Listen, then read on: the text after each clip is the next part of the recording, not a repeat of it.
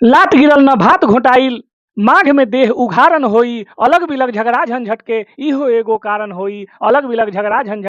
नमस्कार। आजकल एगो सामाजिक कुरीति बा, हर घर में मुर्गा मछली दारू के ठीक नहीं खे। सामाजिक नुकसान बा, ऐसे ना पिए के चाहिए, लेकिन लोग मानत नहीं खे।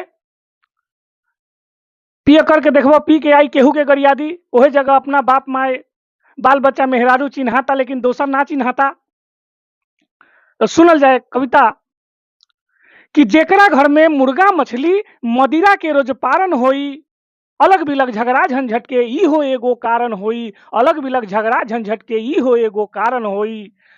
तो जेकरा घर में अगल बगल से आबे लगी है नारी, ओकरा घर के मरद बैठिए मेहरी के गोरथारी। सास पुतोह में दांत कटौअल गाड़िए से उद्धारण होई, अलग बिलग झगड़ा झंझट के इहो एगो कारण होई, अलग बिलग झगड़ा झंझट के इहो एगो कारण होई।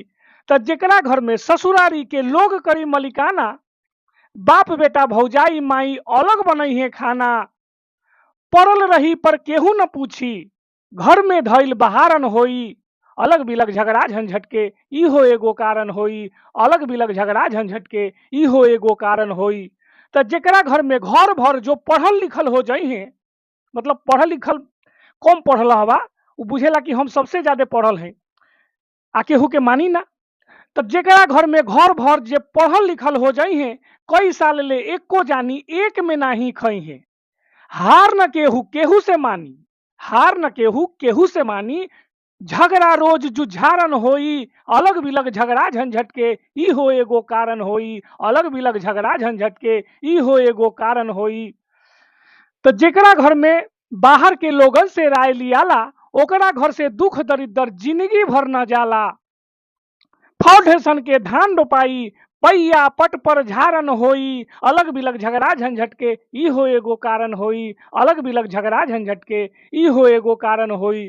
तो जेकरा घर में सास पुतोह में होखे रोजे टक्कर, जेकरा घर में सास पुतोह में होखे रोजे टक्कर, बेटा मनमर्जी के होखे मेहरी मिले मजक्कर, लात गिरल न भात घोटाइल, माघ में देह उघारन होई, अलग बिलग झगड़ा झंझट के इहो एगो कारण होई, अलग बिलग झगड़ा झंझट के इहो एगो कारण होई, अलग बिलग झगड़ा झंझट के इहो एगो कारण होई। बहुत बहुत धन्यवाद।